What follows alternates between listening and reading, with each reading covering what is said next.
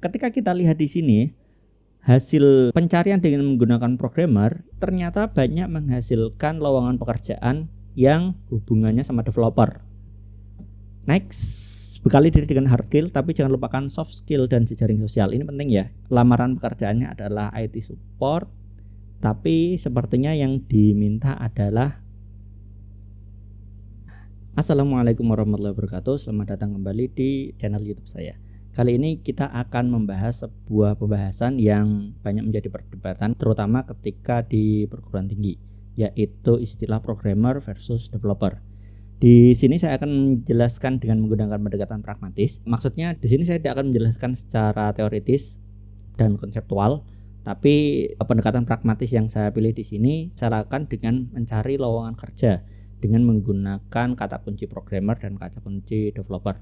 Jadi saya sudah melakukan pencarian lowongan kerja di LinkedIn dengan menggunakan kata kunci programmer dan menggunakan kata kunci developer. Location-nya di Indonesia. Kemudian kita menambahkan filter entry level. Dari sini terlihat bahwa kata kunci programmer di sini menghasilkan 1509 result, sedangkan kata kunci developer menghasilkan 1268 result. Dua term yang berbeda menghasilkan jumlah result yang berbeda juga. Ya, itu obvious ya. Menariknya, ketika kita lihat di sini hasil pencarian dengan menggunakan programmer, ini saya screenshot beberapa, tidak semuanya ya. Ini yang mulai dari yang paling atas. Ternyata banyak menghasilkan lowongan pekerjaan yang hubungannya sama developer. Ya, ini kebanyakan di sini malah banyak developer ya. Ya, yang terlihat di sini ada dua lowongan pekerjaan yang tekstual menggunakan programmer, sedangkan yang lainnya di sini ada system engineer, ada developer, engineer, developer. Oke, jadi di search-nya LinkedIn, cara bacanya kalau nggak salah LinkedIn ya, tapi saya sering kali bacanya LinkedIn, D-nya di belakang itu agak kelihatan. Oke, kembali lagi. Jadi di sini meskipun ada beberapa lowongan pekerjaan yang menuliskan programmer, tapi lebih banyak itu mengeluarkan developer, dan oleh algoritmanya LinkedIn itu dianggap setara antara programmer dan developer. Bahkan engineer pun ada. Kenapa bisa setara? Ya mungkin karena di dalamnya isinya itu adalah pekerjaannya adalah pekerjaan programmer juga. Oke, nanti kita lihat detailnya seperti apa. Nah, selanjutnya ini hasil pencarian kata kunci developer. Di sini tentu saja keluarnya banyak developer ya. Yang programmer tidak keluar di search yang atas, mungkin di bawah-bawahnya mungkin nanti keluar juga. Tapi di sini saya cuman melakukan screenshot pada beberapa saja. Di sini tetap ada system engineer, ada data warehouse engineer, ada back end developer, JavaScript developer, ada front end developer dan lain sebagainya. Ada beberapa yang sama di sini. Ya, ada back end developer, system engineer, software engineer. Di sini ada beberapa yang sama. Juga banyak yang berbeda juga antara hasil pencarian programmer dan developer di sini. Oke, biar lebih jelas di sini saya akan meng-highlight ada tiga lowongan pekerjaan yang menurut saya menarik dan saya ingin perhatikan detailnya. Saya pilih yang pertama ini karena title pekerjaannya yang dicari jelas, yaitu software developer. Tidak ada embel-embelnya di belakangnya front end developer atau back end developer atau iOS developer atau PHP developer, tapi cukup software developer. Ini yang mengeluarkan adalah GSC Group Jakarta. Kita lihat di sini job description-nya apa? Job description di sini adalah to design, develop, optimize and test Windows-based software using .NET Technology. Jadi yang di GSC Group ini menggunakan .NET Technology ya. Kita lihat di sini description-nya kebanyakan technical ke suatu teknologi tertentu, yaitu .NET ya. Ya, ini jelas .NET Technology, kemudian ada .NET like Dev Express Control, kemudian database-nya juga langsung dia menyebutkan SQL Server, any version SQL Server. Kemudian di sini ada ability to port C#, C++, Java codes to VB.NET easily. Jadi sepertinya mereka pengen memporting beberapa program yang sudah dibuat dengan menggunakan C#, C++ ke VB.NET. Kemudian able to debug existing project, semakin terlihat di sini ya. Jadi mereka pengen mengoptimize project yang sudah ada. Kemudian prior existing with versioning control ya, ini pasti ya. Sekarang programmer sekarang harus menguasai subversion, CVS atau minimal Git, yang banyak sekarang dipakai adalah Git.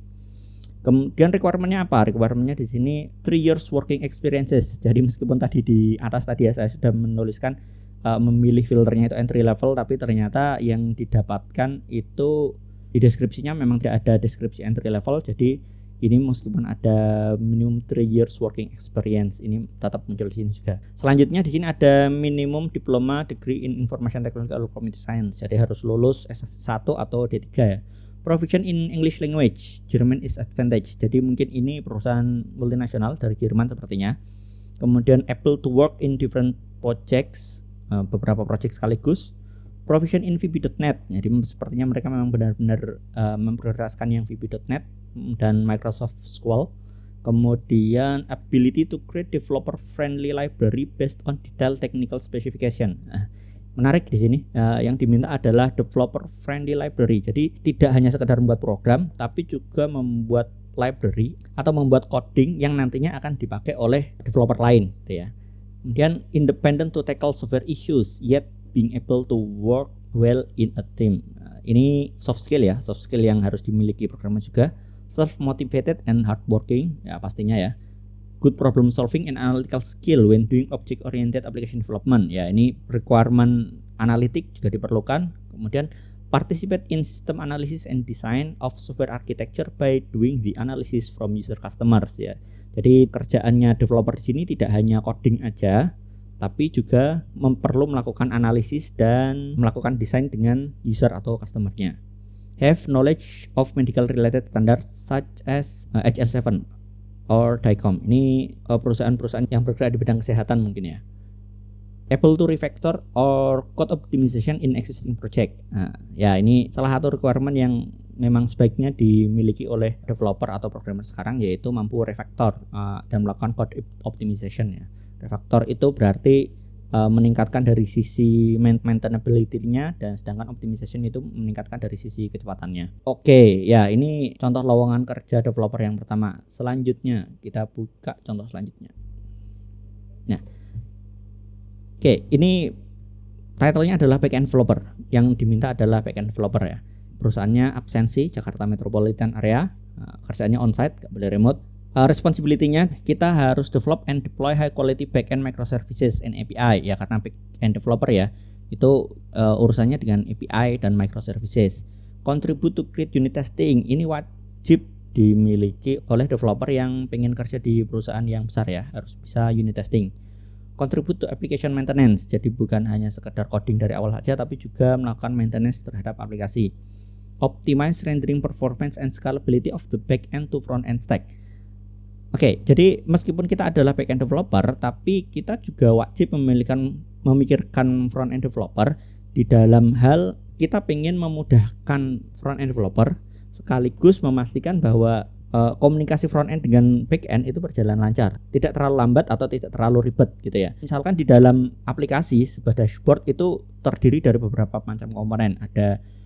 Ada komponen user, kemudian ada komponen latest info, kemudian ada komponen statistik. Nah, kita sebagai backend developer membuat endpoint untuk tiap fitur itu satu persatu, kemudian kita meminta orang front end untuk memanggil API yang kita buat itu satu persatu, pastinya nanti aplikasi yang dibuat di front end itu akan terasa lambat. Nah, meskipun itu yang lambat adalah di front end, tapi di back end itu juga berkontribusi terhadap lambatnya performa aplikasi tersebut. Jadi di sini diminta ya meskipun sebagai back end ya harus juga mikirin front end juga. Gimana caranya nanti ketika front end memanggil API, interface API yang kita buat itu bisa optimal. Oke, kemudian communicate with various member. Nah, ini soft skill juga, termasuk leaders, front end developer, product managers dan lain sebagainya. Build reusable and readable code for future use. Sama seperti tadi ya. Jadi sebagai developer itu tidak asal coding, tapi kita itu juga wajib membuat coding yang bisa dibaca oleh developer lain. Jadi kalau yang sekarang masih sering coding dengan menggunakan nama variabel sesukanya sendiri atau menggunakan nama fungsi yang sesukanya sendiri, susah dipahami oleh orang lain. Misalkan fungsi buka pintu lah, buka pintu ini maksudnya apa gitu ya. Ternyata itu fungsi untuk login gitu ya. Itu cepat-cepat bertobat ya, jangan menggunakan seperti itu. Membuat kode yang readable untuk orang lain itu merupakan sebuah skill yang diminta oleh perusahaan-perusahaan gede seperti ini. Communicate with various member, ini sama seperti yang di atas sepertinya ya. Oke, kemudian eager to learn new tools. Ya, ini biasanya counterpartnya selalu ada seperti ini. Ability to work individually and as part of team. Ini soft skill juga. Nah, requirementnya apa sebagai developer? 2 years of experience in software engineering. Sekali lagi, bukan untuk fresh graduate, tapi di bawah ini ada fresh graduate with proven project experience are encouraged to apply. Jadi meskipun fresh graduate, tapi misalkan semasa mahasiswa sudah banyak membuat portofolio di GitHub, misalkan GitHub-nya banyak yang hijau-hijau itu ya, nah itu encourage to apply juga. Jadi dia nggak hanya mikir apakah dia fresh graduate atau berpengalaman, asal punya project experience boleh juga. Experience in one of the following ya, tidak semuanya ya. Pilih Node.js boleh, PHP boleh, JavaScript, Laravel salah satunya. Kemudian experience in RDBMS SQL and or NoSQL. Kemudian good understanding of RESTful API, tentu saja karena ini backend developer jadinya pastinya dibutuhkan RESTful API. Willing to work in Kemang, Jakarta Selatan karena ini onsite ya. Oke, jadi ini requirement dan responsibility untuk backend developer yang kedua. Oke, kita next ke lowongan pekerjaan yang ketiga. Ya, di sini saya mengambil dari Goto Financial. Software Engineering - Commerce Enablement. Apa yang diminta oleh si Goto ini? Gojek Tokopedia ya. Translate commerce enablement goals into iterative MVPs, evaluate and then refactor into scalable and extensible design. Ini kemampuan analitik plus soft skill. Nah, jadi sebagai developer, software engineer, programmer itu tidak hanya kemampuan di bidang codingnya saja, tapi kemampuan di bidang analitik termasuk menerjemahkan kebutuhan user ke dalam sebuah minimum viable products atau produk terkecil yang sudah bisa dianggap sebagai produk, itu diperlukan juga. Kemudian pair with team members on functional and non-functional requirement. Ini soft skill juga yang harusnya dimiliki oleh programmer. Jadi kita tidak hanya boleh bekerja sendiri, tapi juga bekerja dengan team member. Sprint design philosophy, goals and improvement to code quality across the team. Jadi kalau misalkan kita pintar, ya nggak boleh hanya pintar sendiri, ngajari temennya biar sama teman-temannya itu ikut pinter gitu ya. Kemudian design and develop highly scalable, reliable, secure and fault tolerant system with minimal guidance. Oke, di sini menarik. Dari tadi yang kedua tadi disebutkan itu mampu belajar sendiri. Di sini disebutkan enggak belajar sendiri tapi minimal guidance. Artinya sebagai salah satu perusahaan yang besar, ini Goto tahu bahwa tidak semua hal itu bisa dipelajari sendiri, perlu ada guidance. Tapi ya di guidance itu ya bukan berarti diajari satu persatu, ada guidance minimal, terus nanti orangnya itu tetap belajar sendiri, gitu ya. Kemudian coordinate with cross functional teams. Nah ini sama ya, soft skill lagi ya. Ini bekerja dengan sales, marketing, hardware, produk dan lain sebagainya. Kemudian split complex engineering task into smaller component which can then be developed by junior engineers on team. Ya, ini definitely bukan untuk pemula. Ini untuk senior pastinya ya, karena sudah jelas dikatakan harus memiliki kemampuan split pekerjaan menjadi komponen-komponen kecil yang nanti bisa didevelop oleh junior engineers. Nah, engineer yang junior. Ini berarti definitely bukan untuk pemula ya. Build and manage automated build test deployment environments. Iya, ini sekali lagi tentang automated testing, salah satu skill yang harusnya dimiliki oleh developer sekarang. Kemudian research new technologies and tools, speaking and participating in tech conference to carry the Gojek brand throughout the community. Ini menarik ya. Kita tahu beberapa engineer Goto memang cukup aktif di komunitas. Bahkan kalau teman-teman ada yang nonton YouTube channel Insinyur Online, itu di situ diceritakan juga bahwa perusahaan-perusahaan besar itu memang sengaja aktif di komunitas. Tujuannya untuk ya satu ya, ini carry the Gojek brand. Selain itu dia juga mencari talenta-talenta digital itu dari komunitas itu. Ini seharusnya dilakukan oleh banyak perusahaan ya ini ya, bukan hanya perusahaan-perusahaan besar aja. Oke, selanjutnya requirementnya at least 2 years of relevant software development experience. Ya jelas ya, ini tadi ya bukan untuk pemula ya, punya pengalaman 2 tahun hands-on experience in designing, developing, testing, and deploying large-scale application. Jadi bukan cuma sekedar bisa analisis saja, tapi sudah punya pengalaman baik design, develop, testing, dan juga deploy. Deep understanding of microservices, HTTP, gRPC, programming language like Golang, Java with RX Java, ini reactive programming, kemudian PostgreSQL, DevOps-nya Docker, Kubernetes, Kafka, dan Flink. Ya kalau memang levelnya Goto, pasti aplikasinya skala besar dan dia nggak hanya teknik-teknik pemrograman konvensional yang kita pelajari sewaktu kita masih awal-awal belajar ya, tapi juga beberapa konsep yang baru ya, seperti di sini ada reactive programming, terus kemudian ada DevOps-nya juga bukan hanya Docker tapi juga ada Kubernetes dan Kafka dan Flink juga. Ya ini tools-tools baru dan konsep-konsep development yang modern yang developer perlu keep up pengetahuan di situ ya. Lanjutnya proficiency in OOP, ya, Object Oriented Programming, reactive programming ya tadi RX Java tadi ya, SQL, design pattern, nah ini analitik dan desain lagi, dan functional programming. Ya ini yang lagi rame nih ya, functional programming. Kemudian data modeling experience in relational and NoSQL database. Jadi kalau kita berbicara database memang sekarang sudah bukan saatnya hanya belajar relational saja tapi juga termasuk NoSQL.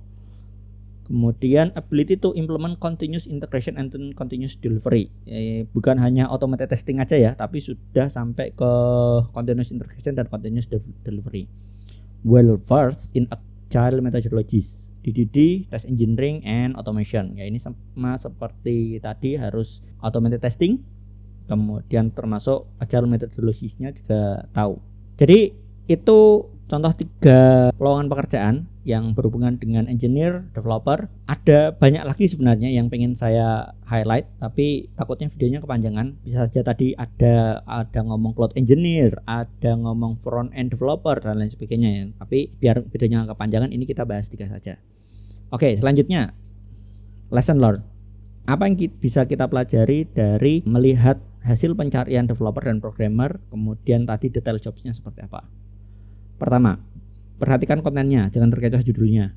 Dia mau ngomong programmer, mau ngomong developer, mau ngomong engineer, ya itu terserah suka-suka mereka membuat istilah ya. Jangan terkecoh judulnya, kita lihat kontennya apa, yang diinginkan itu apa, requirement-nya apa, yang dikerjakan apa. Itu yang terpenting. Gak peduli apakah itu namanya developer, apakah itu namanya programmer, apakah itu namanya engineer. Kalau kontennya suruh coding ya berarti kita coding. Kalau kontennya ada analitik ya berarti kita lakukan analitik. Kalau kontennya kita perlu komunikasi dengan klien ya berarti kita harus mempunyai kemampuan komunikasi dengan klien. Next, persiapkan diri dengan riset pekerjaan dan perusahaan idaman. Misalkan kita pengen jadi developer, ya kita riset pekerjaan-pekerjaan yang berhubungan dengan developer yang kita inginkan itu apa. Misalkan kita suka menggunakan React, kemudian kita pengen jadi React developer, cari perusahaan-perusahaan yang menginginkan React developer itu requirement-nya apa yang akan dilakukan. Riset, jangan sekedar belajar hard skill-nya saja, tapi riset juga pekerjaan-pekerjaannya itu seperti apa. Kalau kita sudah punya perusahaan idaman, misalkan kita mau ke Blibli atau misalkan mau ke Tokopedia dan lain sebagainya, cari lowongan pekerjaan mereka itu seperti apa, entah itu di Jobstreet, entah itu di LinkedIn, entah itu di websitenya mereka sendiri. Lihat, riset, cari, itu yang penting dilakukan. Next, nah tidak semua technical things ini diberikan di kampus ya. Kayak tadi ada CI/CD, kemungkinan besar di kampus nggak diajarkan. Mungkin di kampus yang sangat keep up sekali dengan teknologi mungkin ada yang sudah diajarkan, tapi kemungkinan besar belum diajarkan. Kemudian tadi ada reactive programming dan lain sebagainya ya. Technical things seperti itu kemungkinan besar itu tidak diajarkan di kampus. Kenapa? Karena kalau diajarkan di kampus, mahasiswa nggak bakal selesai kuliah kan. Ada banyak sekali teknologi yang harus dipelajari, ada banyak sekali technical things yang harus diketahui. Kuliahnya molor sampai 10 tahun nggak jadi selesai kuliah kan. Makanya perkaya diri dengan belajar di luar kampus. Tertariknya di apa? Pelajari sendiri. Itu sangat penting. Next, technical dan analytical skill tidak dapat dipisahkan dari pekerjaan developer atau programmer. Kita tidak bisa, saya programmer, saya nggak mau belajar analitik. Pokoknya saya belajar coding. Saya hanya belajar Laravel, saya hanya belajar Django, saya hanya belajar Codeigniter dan lain sebagainya. Tapi saya nggak mau belajar analytical skill. Tidak bisa. kita tetap harus belajar bagaimana membuat desain, bagaimana membuat requirement. Analytical skill itu tidak bisa dipisahkan dari pekerjaan, entah itu developer atau programmer. Sebaliknya, saya merasa saya pengen jadi senior developer. Senior developer saya tidak banyak belajar tentang technical, tapi saya belajar banyak tentang analytical. Tidak bisa juga. Kalau mau jadi analis yang baik, ya technical things-nya itu juga harus tahu. Pernah main ke lapangan, mengerjakan proyek yang berhubungan dengan technicals juga. Nah, bedanya itu mungkin nanti title di depannya ya. Title di depannya apakah itu junior, apakah itu middle, apakah itu senior, apakah itu wizard, apakah itu ninja gitu kan. Itu kemungkinan porsinya akan semakin mengerucut ke satu bidang. Entah itu mungkin mengerucut ke teknikalnya atau semakin mengerucut ke analyticalnya. Tapi tetap keduanya tidak bisa dipisahkan. Oke, jadi pondasinya dua itu harus dipelajari. Next, bekali diri dengan hard skill, tapi jangan lupakan soft skill dan jejaring sosial. Ini penting ya. Jadi kalau kita lihat tadi, gak ada yang namanya programmer itu cuman di belakang laptop terus tanpa berhubungan dengan orang luar, itu nggak ada. Jadi harus tetap ketemu dengan orang, berkomunikasi, mencatat apa yang diinginkan, kemudian kita membuat desain, melakukan analisis dan lain sebagainya. Jadi jangan sampai kita melupakan soft skill. Hard skill itu penting, tapi soft skill juga tidak kalah penting. Oke, jadi itu lesson learn dari hasil pencarian kita tadi. Awalnya kita ingin mengetahui definisi developer dan programmer. Kemudian setelah kita menelaah beberapa lowongan pekerjaan, ternyata itu yang terjadi. Pekerjaannya macam-macam, skill set yang harus dikuasai juga macam-macam. Ada yang tulisannya programmer, ada yang tulisannya developer, ada yang tulisannya engineer, dan ternyata skill set dan requirement-nya itu juga nggak jauh-jauh beda yang diinginkan ya. Nah, meski demikian, terkadang ada lowongan pekerjaan itu yang aneh gitu ya. Contohnya ini. Nah, ini tulisannya lowongan pekerjaannya adalah back-end developer. Nah, deskripsi pekerjaannya apa? Strong in PHP framework. Oke, Laravel, coordinator web programming. Familiarity with JavaScript framework such as Angular, JS, React, Ember. Bentar. Ini back-end atau front-end ya? Tulisannya back-end tapi disuruhnya AngularJS, React, Ember juga bisa. Oke, next, proficiency with server-side language. Oke, jelas ini untuk back-end ya. Experience with REST API. Ya, tentu saja pekerjaannya back-end nggak jauh-jauh dari REST API. Have published iOS app in App Store or Android app in Play Store. Android iOS app. Ini biasanya satu developer sendiri ya, untuk mengembangkan aplikasi Android atau aplikasi iOS. Bahkan aplikasi Android dan aplikasi iOS itu kalau misalkan satu perusahaan itu mempunyai dua aplikasi, itu programmernya biasanya terpisah juga, nggak jadi satu. Karena Android dan iOS itu skill set yang dikuasai juga beda-beda ya. Toolsnya beda, skill setnya beda, pemrogramannya beda, makanya mereka biasanya dua. Ini dicampur jadi satu. Dan titlenya adalah backend developer gitu ya. Integration of multiple data sources and databases into one system. Oke, ini apa lagi ini? Ini biasanya yang mengerjakan adalah orang data engineer. Nah, ini sekalian orang yang bisa data engineer sekalian disuruh masuk di sini sebagai backend developer ya. Ingat, sebagai backend developer ya. Proficiency in HTML5. Oke, CSS, JavaScript, jQuery, PHP, Kotlin, Android Native, particularly Vue.js. Oke, kita semua tahu bahwa Vue.js adalah framework untuk front end. Dan ini pekerjaannya adalah back end. Oke, proficiency in code version. Jelas semua developer mau back end mau front end to end itu semuanya harus bisa Git ya. Strong attention to detail, analytical and problem solving skill. Ya, ini analitiknya juga harus bisa. Experience working in teams, kerjanya sama teams. Good communication interpersonal, ini soft skill juga. Oke. Iya, ini lowongan pekerjaan yang cukup aneh. Tulisannya backend developer tapi mintanya macam-macam. Oke, kita nggak menafikan bahwa ada perusahaan yang kecil yang belum punya kemampuan untuk membayar developer yang spesialisasinya tertentu, misalkan cuma front end aja, cuma back end aja. Banyak perusahaan yang seperti itu. Sehingga perusahaan itu ya kalau minta developer ya pengennya bisa front end, bisa back end, bisa megang database, bisa deploy juga. Tapi mbok ya tulisannya jangan back end developer gitu ya. ya udah tulis developer aja, software developer gitu malah karuan, atau programmer gitu malah karuan ya. Biasanya yang meminta deskripsi pekerjaan seperti ini itu bukan perusahaan besar. If you okay with this, silahkan go on, silahkan apply. Kemungkinannya juga yang masuk di sini adalah entry level programmer yang baru mencari pengalaman, karena banyak menguasai hal macam-macam itu biasanya penguasaannya tidak terlalu mendalam gitu ya. Jadi yang baru lulus kuliah, di kuliah sudah belajar back end, front end, sudah pernah belajar database, iya silahkan kalau memang teman-teman itu siap untuk mengerjakan ini semua. Tapi balik lagi ya, Bu ya, tulisnya jangan back end developer gitu ya. Atau jangan-jangan ini yang nulis deskripsi kerjaan ini nggak tahu apa itu back end developer ya. Mungkin dikiranya back end developer itu developer yang bekerja di balik layar gitu ya. Back end di balik layar, developer yang bekerja di balik layar. Mungkin itu maksudnya ya. Oke, next. Ini pekerjaan yang aneh lagi. Nah, ini dibutuhkan IT support. Pria pendidikan D31, fresh graduate, memahami jaringan, IT support memahami jaringan. Oke, baik wired mau wireless, memahami database, IT support memahami database, MySQL, Oracle. Paham dan mampu mendesain dan membangun website, IT support mampu membangun website sekalian. Paham mengenai security system, sekalian tahu security juga. Memahami troubleshooting komputer. Nah, ini sekalian disuruh benerin komputer juga. Komunikatif, disiplin, jujur dalam bekerja, dapat bekerja sama dalam tim. Kirim lamaran langsung ke kantor atau melalui ekspedisi. Oke.